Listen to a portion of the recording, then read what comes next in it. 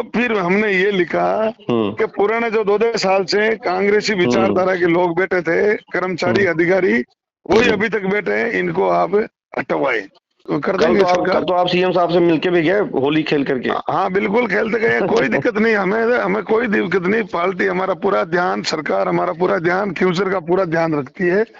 सारे जो विकास के काम है क्यूसर को प्रायोरिटी के लेवल पर लेकर के आम लोगों को पानी कैसे मिले, लाइट बिजली कैसे मिले, सब लोगों के हित में काम हो रहा है और बढ़िया सिस्टम से चल रहा है। ये तो कई पुराने जो 2-2 साल से बैठे हैं, वो उनमें से कई अभी तबादला जो बैंड खुले थे उसमें हुए, कई वो रह गए। जैसे रेवेन्यू की लिस्ट नहीं है हमारे जी, रेवेन्यू विभाग की कोई लिस्ट जारी नहीं हुई पूरे राजस्थान में जी। तो वहाँ वो कोई पुराने अधिकारी बैठे हैं, तो वो माइंडली थोड़ा है इसके बारे में, तो हो जाएंगे अभी विधानसभा सत्र खत्म होने के बाद में जी, वो भी हो जाएंगे।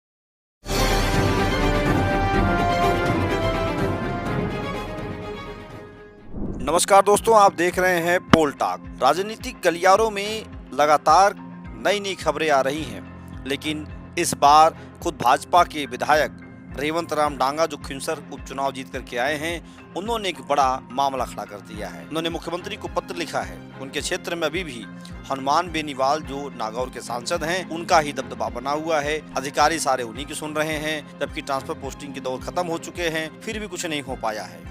उन्होंने एक लेटर लिखा, वो लेटर वायरल हुआ और अब उस वायरल लेटर पर तमाम राजनीतिक समीकरण बैठाए जा रहे हैं। रेवंत राम डांगा उपचुनाव जीत करके आए हैं। हनुमान बेनीवाल की पत्नी को चुनाव में हराया था और माना जा रहा था उन्हें भाजपा कोई बड़ा पद देगी, लेकिन फिलहाल अभी वो किनारे दिख रहे हैं। हालांकि उन्होंने पोल टॉक्स एक्सक्लूसिव बातचीत में कहा है कि विधानसभा सत्र के बाद उनको उनकी बातें सबको सुनी जाएंगी और वहां पर बड़ा फेरबदल होगा। आइए सुनाते हैं रेवंत राम डांगा से खास बातचीत, जिसमें उन्होंने अपनी सारी बातें रखी हैं। हेलो, हाँ विधायक जी नमस्ते। जी नमस्ते सर, नमस्ते। संतोष पांडे बोल रहा हूँ जयपुर से, पोल टॉक एडिटर हूँ, पत्रकार जी। एक आप जो कह रहे हैं कि ये खबरें छपी हैं, आपने लेटर 30 तारीख को लिखा था कि सीएम साहब को हमारे इलाके में अभी भी सरकार जो है एक तरह से जो सिस्टम है वो बेनीवाल के हिसाब से चल रहा है, तो हमने वो लेटर लिखा था इस हिसाब से लिखा कि भी पहले आम चुनाव के बाद में लोकसभा चुनाव हुआ था, लोकसभा चुनाव तक तबादला हुआ नहीं जी, नई सरकार बड़ी, तबादला किया नहीं जी। फिर आगे मई के अंदर अप्रैल में चुनाव हो गए जी, चुनाव हुए तो वो नहीं, चुनाव में परिणाम अलग टाइप का आ गया। फिर खिंसर में उपचुनाव की मतलब माहौल हो गया, उपचुनाव होना है जी। तो फिर खिंसर में सारे राजस्थान में तबादले हुए कर्मचारियों के, अधिकारियों। जो लेटर लिखा सीएम साहब को 30/1/2025 को लिखा है, मैं बताऊं ना, आपको बोल रहा हूँ साहब जी, सर मैं बोल रहा हूँ साहब।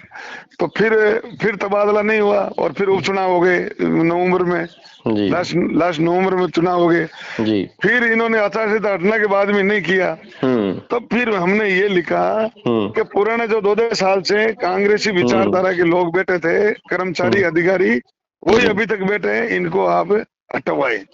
हाँ, तो वो लेटर पुराना ही है, लेकिन फिर भी अभी भी कोई वो लेटर तो था जनवरी का, मैंने लेटर जनवरी में लिखा। लिखा ये था कि वो विचारधारा के लोग हैं जी। तो तबादला इस कारण से नहीं हुआ कि उपचुनाव हो गया। खिंसर में तो पूरे राजस्थान में तबादले हुए थे, खिंसर में नहीं हुए। पहले तो लोकसभा चुनाव था, अभी क्या अपडेट, अभी क्या लिखे हैं अगर आपके हिसाब से लिखें तो? नहीं अभी तो लिखे नहीं, अभी तो सरकार हमारा चल रहा है कुछ। हमारे जो पिछले जो बैंड खुला ना तबादलों का, अच्छा हो रहा है, तो हमारे उसमें हुआ है और कुछ कोई रहा है, तो सरकार अपना जो विधानसभा चल रही है सत्र खत्म होने के बाद में वो अपना आप कोई होगा तो हम बताएंगे सरकार को, तो अवगत करवाएंगे तो जरूर कर देंगे सरकार। तो आप सीएम साहब से मिलके भी गए होली खेल करके? हाँ बिल्कुल खेलते गए, कोई दिक्कत नहीं, हमें कोई दिक्कत नहीं। पार्टी हमारा पूरा ध्यान, सरकार हमारा पूरा ध्यान, क्यूसर का पूरा ध्यान रखती है।